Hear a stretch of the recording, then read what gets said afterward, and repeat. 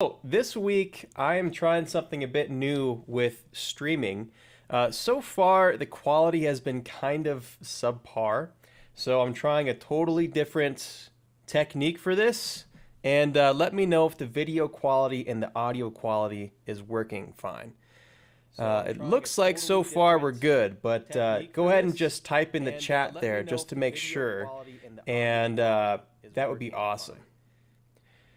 So, assuming that we're good here with the streaming quality and that we're live, the plan for today is to talk about some art reviews.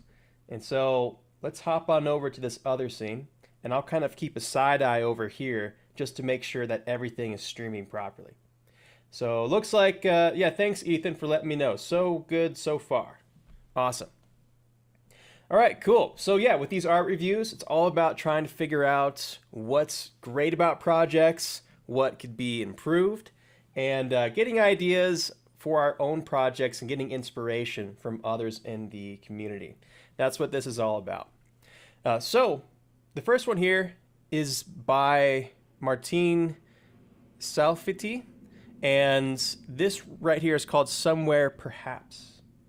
So let me bring this full screen and we'll have a look. So this is all about weird abstract creatures, like this little fuzzy slug, which is awesome.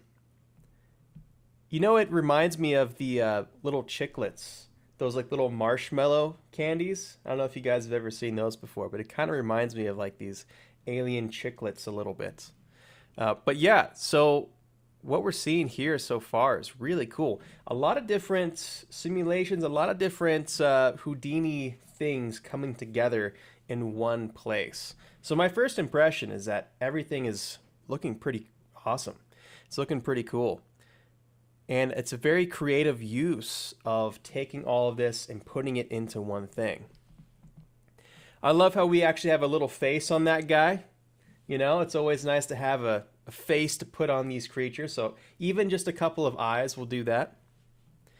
We have a little hand, some beautiful backlighting right there. Yeah, and there you have it. So all in all, I think this is a really cool project and a really great idea.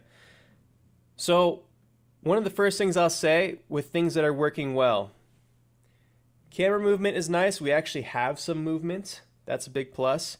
One thing I'll say that oftentimes takes things up to the next level is having that camera movement in there. It just feels more cinematic. It feels less like a little side experiment and more like a production, like a film production of some kind. So in your own projects, if you don't have camera movement, it does make a big difference. I mean, imagine this right here if it just had a camera that didn't move, just a static camera. It would be cool, but it would look like a experiment and less like a immersive experience, like you're in the world. So I would say that's one thing that's really nice about it. Let's go back to this first guy here again. I also love the environment here. We have all this proceduralism, all this cool, you know, splines and, you know, kind of grassy stuff happening. I think that's really awesome. And I like that we can also see some kind of face. Like I said, whenever you have a creature or a character, the first thing that we want to look at is the face. Because as humans, when we try to identify another creature and how it feels and what it's trying to do, we go straight to the face. And that's why our attention is drawn there immediately. One thing I will say is that it might be a little bit nicer, or this would take it up a notch, if there was some extra work put into that face. So, for instance, if you had the eyes become more than just black little blobs, and instead maybe you had like little whites in the eyes, or you had some kind of way of, I guess, being able to see which way the slug is looking, or maybe have its eyes kind of darting left and right. Just a little thing like that could really take this up a notch. And then same with the mouth. We do have, I think that's a little tiny mouth right there. But just accentuating that mouth. Yeah, it's like a tiny little smiley face, I think. But just really bringing out that visually more. Again, it puts more of a face on it, and I think it makes us feel more for this character. We kind of feel for it when it has a face, but you have more empathy with the subject when you have more of those features in there. And so I think that that would be a good way of kind of taking this up another notch. But yeah, all in all, this is a really creative use of hair systems, of splines, and of vellum too. Just this kind of squishy blob that's moving around. This was really cool too. I also love all this kind of secondary particle stuff that's floating around. One thing that I think separates a lot of professional projects or professional demo reels from non is by having multiple simulations layered on top of each other. And we have that right here. We have the background particles kind of drifting away, and then we have the subject, and it's not just one thing, it's many layers on top of each other. So that works really well in this case here. Again, it's all about trying to bring some kind of cinematic experience to this whole thing. And that often requires many layers. All right, so we have this guy who's like a flower caterpillar or something. That's kind of what it looks like to me. And I love the different shapes. I love the texturing. I mean, you know, I think that maybe the texturing could use a bit more detail in this green area. Right now we just have a solid color, and maybe this is a bit of subsurface scattering, but I still think that it could be pushed a little bit further. If it is a subsurface vibe, you could show how these little spores go into the skin, so you might be able to see them underneath the skin. That would add some detail. But any areas of just pure flat color in CGI, I would generally say is to be avoided. But yeah, that's really nice. I love these little hairs right here too, by the way. Just lots of tiny details here and there. You can tell that the artist really cared about those kind of details, which is a good thing. And then the smoke sim. I would say that the smoke sim it's going in the right direction, but it doesn't feel connected to the slug yet. Like, we need to see where this is coming from. And maybe that would be having a better connection, better visual connection with the ends of these spores and the smoke. So maybe what you would do is you would have this dissipate quickly. It would come from the tips of these spores, and visually speaking, it wouldn't be far off from how these spores look. So the smoke would be a lot thicker at first. And then that way it would kind of blend into the slug a bit more. But anytime you have, let's say, a layer, like a smoke layer, and something else, you want to make sure that they feel connected, that they interact in a nice way. And I think that this is on the right track, but it just doesn't feel like part of the slug quite yet. So that's what I would say could probably improve that. Love this guy right here. That movement is beautiful. And just the hairs on the sides there. I kind of wish I saw more of this guy, honestly. It's a really great little creature right there. And then this little slug dude is pretty cool too. I like the hairs at the end. It's almost like little lynx ears right there at the end of those scales. And then we could see more of that face right here. So again, potentially adding a bit more life besides just having a couple eyes could make this even cooler. I love this composition though. Love the lighting. It's pretty nice. You are clipping a little bit right there, but it's not too awful in my opinion. And yeah, backlighting, beautiful. Subsurface scattering, awesome. All in all, this was a great project and definitely very inspiring. So, great job there, Martine. All right, so what else do we got for today? Well, this one here is by Masa Yoheno. Hopefully I said that somewhat properly. Probably not. But what we have here is just a solid VFX scene. So we have this tundra looking environment. The environment's awesome. I picked this one out just because of the snow. The snow just felt really heavy and thick. And hopefully the quality is good enough here on the stream where you can see that. But having these thick flakes in the foreground is really what snow looks like when it's snowing pretty heavy. And it's one of the main differences between snow and rain. So a lot of times CGI artists will have their own tricks for rain, and then they go over to do snow, and then things aren't feeling like snow yet. It might be more sleet-like, right? But this actually has more of that snow feel to it, which is super nice. So yeah, I thought this was just a classic VFX Houdini situation that was done really well. It's, in terms of improving this though, what could improve this? Well, I would say that some of these are going up a little bit too much, so I would just have a little bit of less of that upward motion. If you look kind of back here, you can kind of see these guys floating up just a little bit too fast, a little bit too much. It's getting a bit nitpicky, honestly. Like, you can't really tell unless you pause or unless you really got to take it frame by frame. But yeah, that's what I would say right there in terms of the movements. But besides that, though, I mean, it's good that you have things kind of floating up because snow particles do get kind of brushed up with little turbulent wind pockets. But yeah, this is great. I think that this is a solid project. Looks like this is using Houdini, Blender, Gaia, and Nuke. And then this was rendered with Karma XPU. So a lot of different softwares coming together in one place, which is really nice. Right now I'm working on a new Houdini for the New Artist series. And one of the things I talk about is how in production, there's always this debate of like what software is the best, but in production, realistically, there's multiple softwares just depending on the task that need to come together. So this whole debate of like what's better, what's not, I'm not going to say it's irrelevant, but you're going to have to learn multiple softwares anyway, most likely at some point.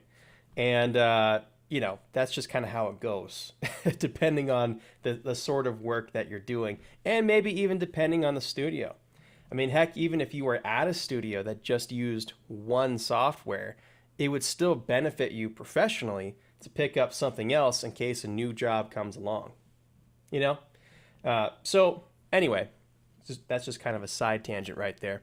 But this is a really good example of using multiple softwares to just get the job done, and I thought it turned out great.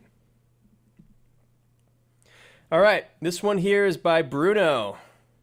Work in progress, side effects, VFX, Houdini. Let's take a look here. Look at these particles, smokes, the helipad. Look at all this stuff. I think it's pretty awesome. Yeah, and again, going back to layers. I know that this is a work in progress, so, keep that in mind. But when it comes to particles, if you're trying to make particle effects that look convincing, make them interact. We have particles that are just kind of flying off the tops here, so it's interacting with the ship. Have lots of layers. Find excuses to throw in layers of particles, which, in this case, I think we have volumes that are being blown really quickly. That's probably a smoke sim that's just, flinging stuff. There's particles advected by that smoke sim, I'm guessing. And then in addition to that, we have the shaped variation as well. We don't just have tiny little spheres. We have little warbly spheres and little warbly things that are being attached to those particles, which add a lot more interest, a lot more variation and breakup. Because a lot of times when we do particles, we just leave it at the default spheres, but rarely are things just actual little spheres, especially when they get to that medium size. They're usually at least a warp sphere, or they're other, little squares, or who knows, right? But just having that in there adds a lot of detail. And we can see that with these black specks along here. This isn't rendered, so I think the other half of this battle is going to be making sure that they're rendered in a convincing way. But this is definitely onto the right track, or the right start. Now, in terms of improvements, again, it's hard for me to kind of pick at this because it is a work in progress right now.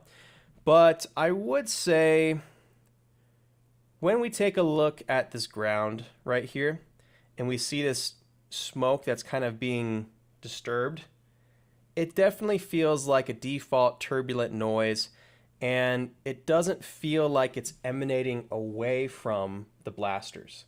So I think ideally what might be nice is to have some kind of smoke source that is paying attention to the location of these blasters and then kind of make a radial velocity away from those blasters. So it's not just this like turbulent random stuff, but it actually has more of a direction to it. I think that would add a lot of detail and it would improve that interaction right there. Now, just for a quick glimpse, you can't really tell, again, unless you really start taking a magnifying glass to all this. But I would say that that could be an interesting idea to explore. And there's multiple ways you can do that. You can use particles as sources for a pyro solve. So if you could figure out how to make particles blast out in a radial direction, then you can use that information to rasterize velocity and source that into the pyro sim. But yeah, that's what I would do to improve these layers right now, or that would be one idea. All in all, though, again, this is going in the right direction. So great job here, Bruno. All right, where are we at on time? Let me double check. Oh yeah, we're only like 17 minutes in, so that's great. Okay, this next one here is Nil, or Neil, however you might say that. Alien plant generator tool I made with Houdini. What do you guys think? I don't know, what do you guys think? I'm looking, I have a little side eye here on the comments. This reminds me a lot of, oh, what's the artist's name? Maybe you guys remember. But these alien kind of plant things, I've seen this kind of stuff before, and the artist's name is totally escaping me right now. But I love this nature, this alien nature theme. It's so fun, and I think it's endless with all the different possibilities that you can throw in here. But yeah, I also like the fact that this has infinite variations. I mean, how cool is that? Imagine you did have a bunch of alien plants that you needed to make, and they all had to be the same species, and, you know, et cetera, et cetera. This is a great usage of Houdini, in my opinion. A great example of procedural modeling. So we have splines, that creates this bulbous thing, and then we have these little guys that show up. Not only that, but this was simulated using vellum. It has a soft body deformation. It's beautiful. Well, you know, beauty is in the eye of the beholder, I suppose. But in terms of vellum, it's beautiful. And yeah, I think that all in all, this is working great. Also love the integration with the environment. This was very professionally done. Very nicely composited on this right here. I think this was composited. Or maybe this is 3D, like some kind of scan or something. But either way, really great. The background, depth of field is working. Yeah, so what could improve this? Well, it's a little hard to say. I think that the texturing was on point. We have all this tiny, big, medium, small detail on the surface. We do lose a little bit of detail with these roots here. I mean, getting picky, but, you know, I have to get picky with something like this because it's pretty well done. Yeah, love the wind on the little hairs right there. It loops fairly well, so that's a big plus. I would say maybe on the animation there could be some improvements. Let's take a look at this real quick. So when it sneezes, everything sneezes at the same time and then they kind of releases in an offset way. It would be nice if we kind of sneeze so that all the different spores kind of delay so that, you know, it's not they all come in at once. It kind of maybe goes from the bottom to the top and kind of goes like that. We have that exit animation nicely. See how it kind of refilled in a different order? But maybe when it sneezes, we need the same thing. Let's take a look again. Yeah, it's subtle, but I think it can make this feel even better. Yeah. Yeah, I mean, it's pretty well done. In terms of lighting, I don't know. Maybe also just my preference, but I would like to see a tad bit more subsurface scattering, maybe even put some lights in there, make it even more alien feeling. That could be cool. But yeah, anyway, all in all, this was a cool project, definitely worth checking out. And great job here, Neil. I think we have about 3 more of these. And this next one here is by Aiden. This is a sand simulation with a snake. So check this out. We'll go from the beginning here. We have a snake. It's moving through. And definitely one of the highlights is the integration with the plates. Very nice. Yeah, I mean, all in all, I'd say that this is working quite well in general. Let's talk about what's good and what's working here. So, yeah, my first impression is that this is blended very nicely in with the backplate. The colors definitely seem to make sense with the grains. We also have these little dark specks in there, so there's some good variation happening, which is nice.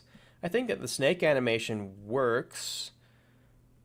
I would say, though, it kind of looks like, and I can't tell because of the camera, but it almost looks like the snake is like moving as like a whole when it goes to the side. I don't know if, like if you took a transform and you just moved it like that, but snakes don't really move all their limbs at the same time.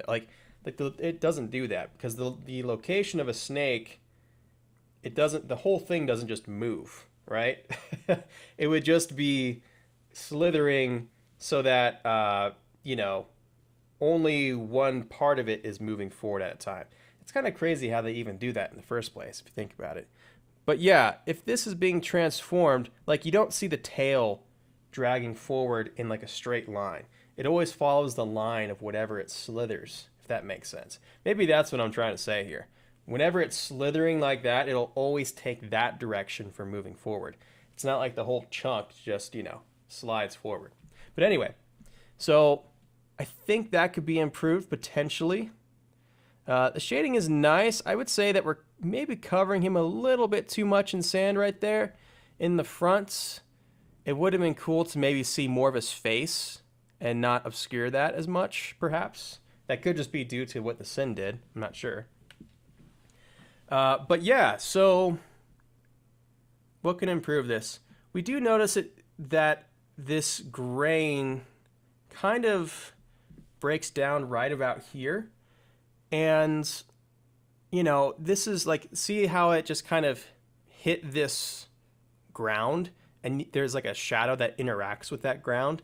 That's a really hard thing to pull off in grains is, making that seamless with the ground. But I would say that if this is going to be a thing, then maybe do something with the camera or just cut it sooner or something like that so that you're not exposed to this kind of CGI situation. Maybe that would be the way to improve that. It's, like for instance, you wouldn't hang for that long at the very end. Now I know cinematically it's nice to hang there for a second, but that interaction could still use a little bit of work, I would say. Just because you can really, really see those sand particles up close. And if you're going to be this close to it, you really need more variation in the shading per pebble, if you will. Because when you get that close to sand, some of them are transparent. You have like little salt crystals. Some of them are going to be different things. We do have these little black specks being randomized, but I think when you get this close, you really need to start breaking things up beyond just color. You need some refraction, you might need some subsurface scattering, things like that, because we are really up close to that thing. Also, good usage of depth of field. When we look at this integration, a big reason why this integrates nicely is because we use depth of field, or because depth of field was used here to blur out the foreground, blur out the background, and make this into a close-up. Now, whenever you want to integrate something with the backdrop or with the HDR or something, I mean, ideally, if you can, it's nice to just blur everything out, and then that creates a natural transition from one thing to another. But yeah, so that's cool. I guess one last thing to say in terms of improvement is it would be nice to kind of bulge the sand out a little bit more at the front here. Like if you're going to keep the head buried, it would be nicer to feel a bit more of that leading zone. And all you might need to do to kind of primp that up a little bit is just take something like a force of some kind and just make it, expand outwards a little bit, or just have maybe a proxy collision of some kind so that it really just makes more of a bulge right there where the head should be. So I think that could improve it a little bit as well. But all in all, though, really well done. It's not easy to integrate things with the backplate like that. And I think that this is a really cool project, really successful project. All right, well, great job there, Aiden. That was awesome. Oh yeah, so if you haven't heard, guys, Side Effects is opening a Singapore office. So if you happen to be a account executive, an office assistant, or a Houdini technical consultant, then you might want to check that out. I don't know too many more details beyond that, but if you go to Side Effects' website, they should have some info on there. So, really cool if you happen to be in Singapore. All right, last one here for this live stream. This is by Tom Van Tuff. All right, let's check it out again. Nice little crystal break. Really cool. Nice little geode. Love that animation, how it kind of snaps back, by the way. Anytime you have animation that's super noticeable, it's good to maybe adjust those tangents away from the defaults. And that's kind of what's happening here. It's like we have that animation. It's not just like, but it really kind of snaps. And that makes it feel better. I don't know what else to say besides just better. It makes it feel less CGI, I guess. Okay, so one thing I want to point out here, well, first of all, the shading is really nice. I think that all good shading is going to have big, medium, small detail. That's what's happening right here. We have big color variations along here. We have medium detail. A lot of that is through bump or displacement that we can see along here. And we can really pick that up once we have a rim light hitting that medium displacement. So that surface detail really makes pockets of bright and dark areas. And then we have very small details, which you may or may not be able to see on the stream because it's small details, but we have these tiny little bits of color along here. And I could tell that it's using some kind of folding noise. It kind of has this like wood bark looking thing to it, but a very, very tiny, very subtle tiny detail, which I think is great. Whenever you have tiny details, you want to be like chill about it. But anyway, what I was going to say is that when we have this line show up,